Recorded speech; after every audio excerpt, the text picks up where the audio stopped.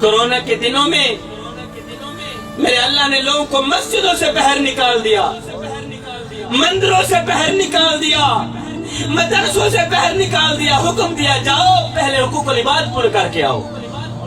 روٹی امیر شہر کے کتوں نے چھین لی، فاقہ غریب شہر کے بچوں میں بٹ گیا، چہرہ بتا رہا تھا کہ اسے مارا ہے بھوک نے، حاکم نے یہ لکھا کہ یہ کچھ کھا کے مر گیا۔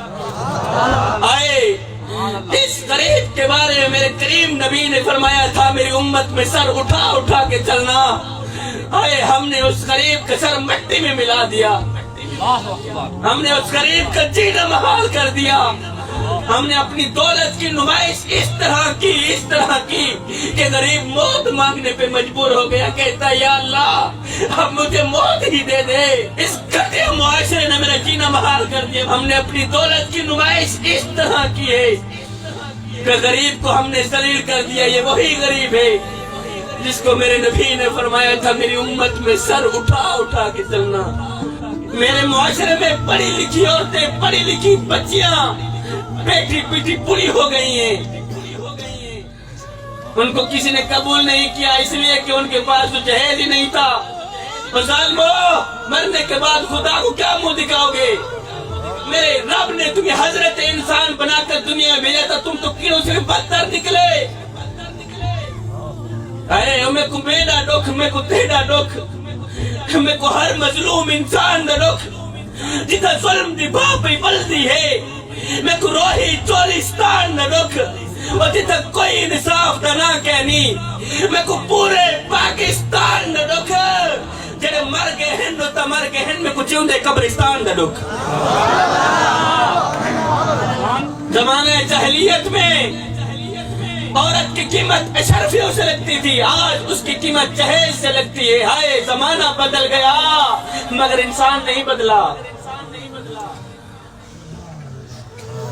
پھر میں ایک بار نہیں، دو بار نہیں، کروڑوں بار شبیر قمر بخاری قربان نہ جائے اپنے کریم نبی کے اس فرمان پہ کہ میرے کریم نبی نے فرمایا صحابہ کسی غریب کے سامنے اپنی دولت کی نمائش نہ کرنا،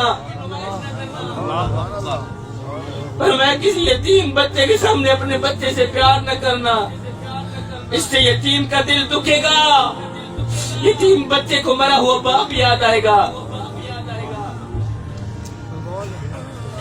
میں یتیموں کے سروں پر شفقت بھرا ہاتھ رکھتا ہوں اس لیے کہ جب میں مر جاؤں کوئی میری اولاد کے سر پر بھی شفقت بھرا ہاتھ رکھے۔ میں غریبوں کی مدد کرتا ہوں اس لیے کہ غریب ہونے میں وقت نہیں لگتا۔ میں دکھوں کے دکھ سنتا ہوں، میں غم زدہ لوگ کے غم سنتا ہوں اس لیے کہ جب میں کریم رب کی چوکھٹ پہ جاؤں، مسجد میں جاؤں، اللہ سب سے پہلے میری سنے۔ عبادت اس مقام تک نہیں پہنچاتی جہاں غریب کی خدمت پہنچاتی ہے۔ ہم ہمسائے کے گھر روٹی دیتے ہیں، غریب کی خدمت کرتے ہیں تب جب وہ مر جاتا ہے۔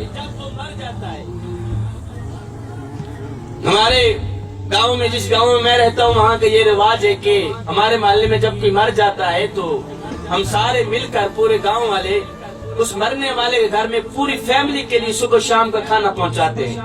میں نے کہا نادانو، مرنے والا روٹی روٹی کرتا مر گیا، مرنے والا 3 دن کا بھوکا تھا آخر مر گیا، روٹی کھلاتے تو اسی کو کھلاتے جو روٹی روٹی کرتا مر گیا، تمہاری بعد میں روٹی دی کس کام؟ میں نے پوچھا تم کون ہو؟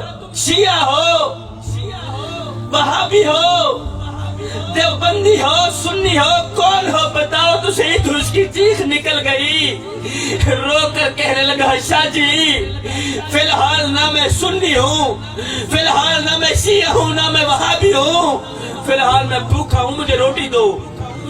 اللہ اکبر، اللہ اکبر۔